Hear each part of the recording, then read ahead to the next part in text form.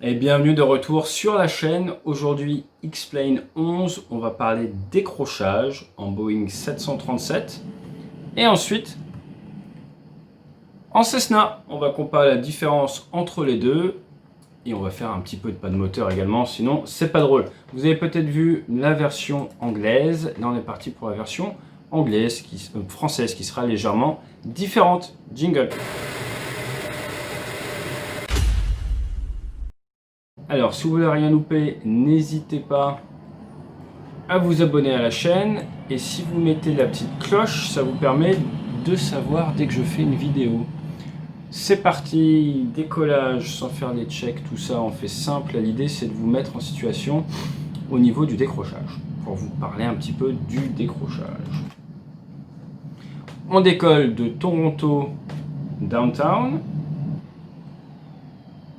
C'est parti. Et ça grimpe.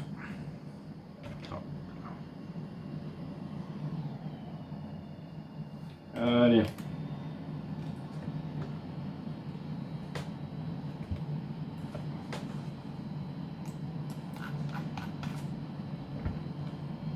Petit souci de trim latéral. Ça va être mon joystick qui est faussé. Allez, c'est parti, on va grimper. Version chasseur.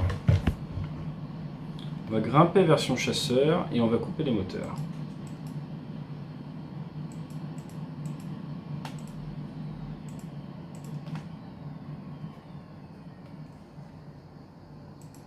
« 4000 pieds. » Alors pourquoi est-ce qu'on fait ça? Pourquoi est-ce qu'on grimpe comme ça et qu'on coupe les moteurs? Eh bien pour regarder un petit peu comment ça décroche. Voilà. Et parler de décrochage. On va trimer vers l'arrière.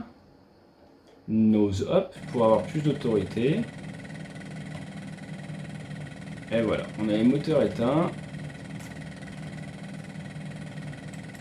On a le trim à fond, on a l'avertisseur de décrochage. Ah, regardez, 17 degrés néo. On arrive à rester assez stable au niveau des ailes. Ça bouge un petit peu quand même. Et là, il s'enfonce. Il s'enfonce, il s'enfonce, il s'enfonce. Il s'enfonce, mais on est à 1500 pieds vario. Et regardez. Il bouge, oui, au niveau des ailes. Mais il ne rend pas la main. Maintenant, moi, je lâche tout. Je rends la main. Fin de l'avertisseur. Haute incidence. Ça descend. On récupère de la vitesse. Tout de suite, parce que je suis en panne moteur, je vais lancer mon virage. Ah, regardez. Ça vole très bien. Ça vole très bien. Le pire ennemi, c'était qui? Le pilote.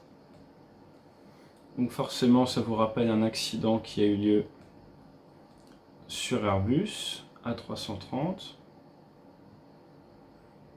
Voilà. Donc là, on est à quelle hauteur?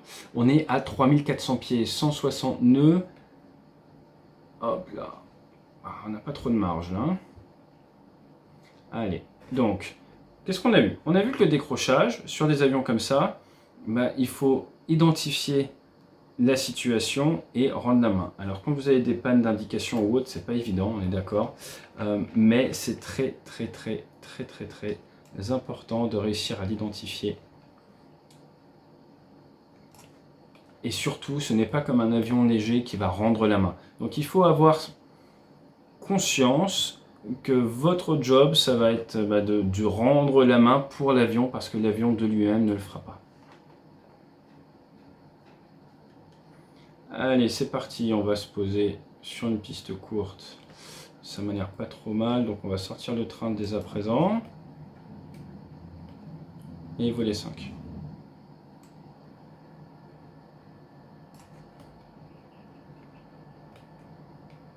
Je suis rapide, je suis haut.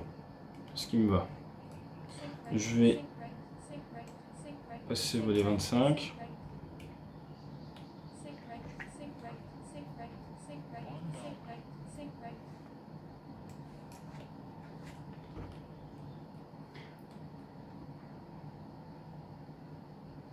Voilà, donc là j'ai sorti pas mal la ferraille. Si je pouvais, je sortirais plus de volets. Mais là je peux pas parce que faut que je fasse à la main. Donc là, ce que je vais faire, c'est, vous voyez, je vais descendre pour après pouvoir tirer un peu dessus.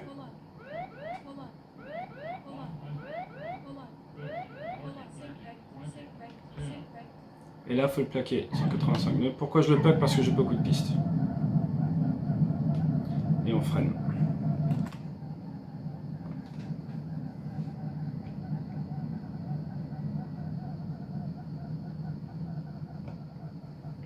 Et voilà. Et là, emergency véhicule, tout ça, la totale. Donc qu'est-ce qu'on vient de faire? On vient de montrer qu'on peut très bien gérer un décrochage en panne moteur et après planer l'avion jusqu'à son lieu de départ.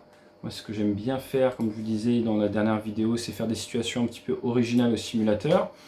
Et pourquoi est-ce qu'on a fait ça? Pour vous montrer qu'il ne faut pas oublier, encore une fois, les bases, qu'il faut piloter l'avion, que c'est ça le travail du pilote. Et là, on va comparer un petit peu avec un avion léger. Pour ceux d'entre vous qui font de l'aviation légère, ça va permettre d'échanger un peu. Donc là, on décolle avec un Cessna. Normalement, on aurait sorti des volets. Là, je décolle sans les volets. Hop. Donc, ce qui dit sans voler, il me faut plus de vitesse.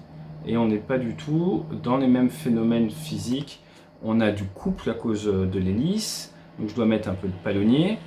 On a également de la traînée qui vient de la portance de la traînée qui vient grâce à l'hélice, justement. Voilà. Donc les phénomènes aérodynamiques ne sont pas les mêmes. Et c'est pareil au niveau du décrochage. Néanmoins, regardez, on vient de décoller, on est bas, on est à 500 pieds sol. Et là, on va couper le moteur. On va tirer à fond sur le manche. Et vous allez voir ce qui va se passer.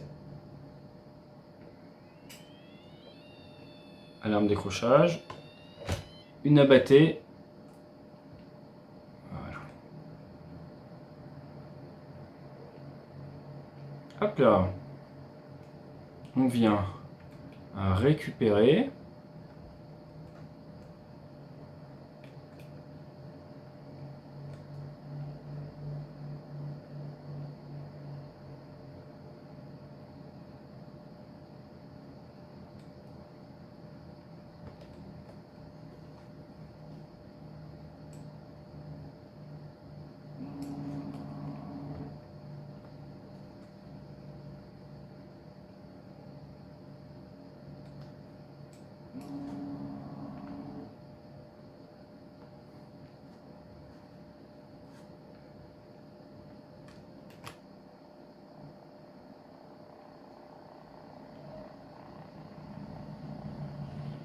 Donc là, le but du jeu, c'est d'éviter les balises. Si un jour vous faites ça en vrai.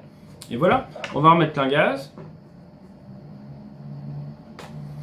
Maintenant, imaginez, je suis tout seul aux commandes et je me retrouve dans une situation voilà, où je suis en montée initiale. Regardez. Je suis en montée initiale. Ta ta ta ta ta ta ta ta ta ta ta ta.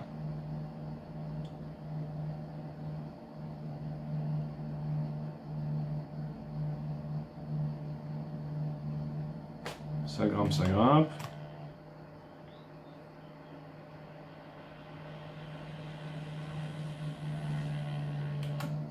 Je commence à tourner vers la ville. Je monte les volets.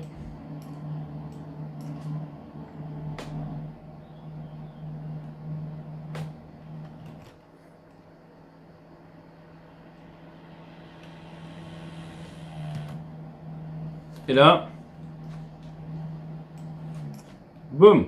Qu'est-ce que vous faites? Il y a énormément de possibilités différentes. Énormément de possibilités différentes. Et il n'y a pas vraiment de bonne ou de mauvaise réponse. Peut-être que je pilote un minimum. Mais le simulateur est un excellent moyen pour travailler ça. Dans un premier temps, on va essayer de mettre... Voilà, moi j'ai décidé de faire un demi-tour. Pourquoi? Parce qu'il y avait une piste à 90 degrés. Là, vous voyez, il y a un mur, faire très attention. Donc je peux me décaler par rapport au mur. Sortir un peu de volet.